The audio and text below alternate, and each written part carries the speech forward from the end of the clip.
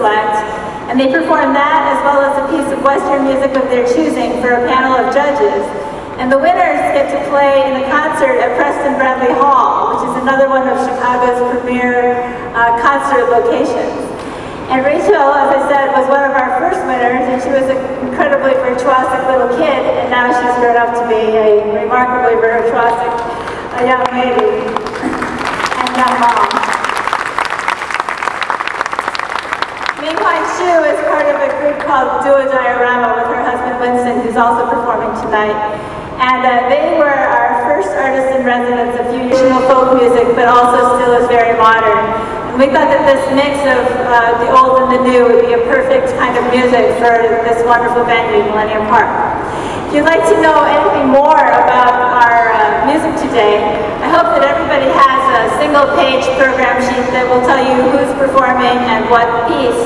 But if you're interested in knowing more, we have commemorative program books that you can pick up at our CFOS Marketplace in the kiosk at the top right-hand corner of the seating bowl.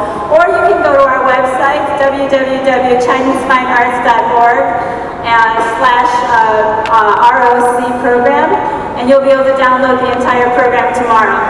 So anyway, I hope that you'll be interested in learning more about the wonderful music we're hearing. And now we're ready for Lakescape, for Chinese instruments. But she wrote it for Chinese instruments and percussion. And it's 4 movements, and we're actually presenting 2 of the movements today.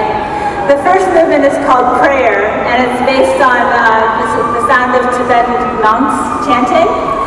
And then the 4th movement is a celebration.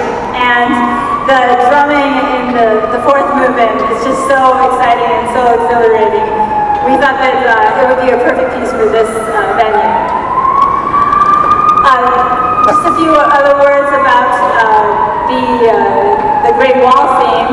The Great Wall is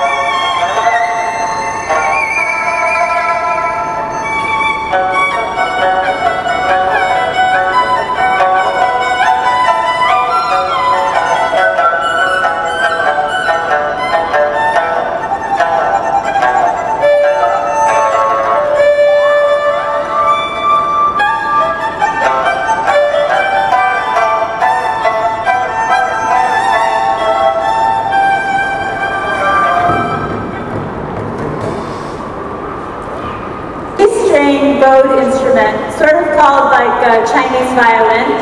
Our players have an extra challenge though, because they need to use the hairs on both, or they need to use both sides of the bow hairs to make the sound on their instrument, because they only have 2 strings.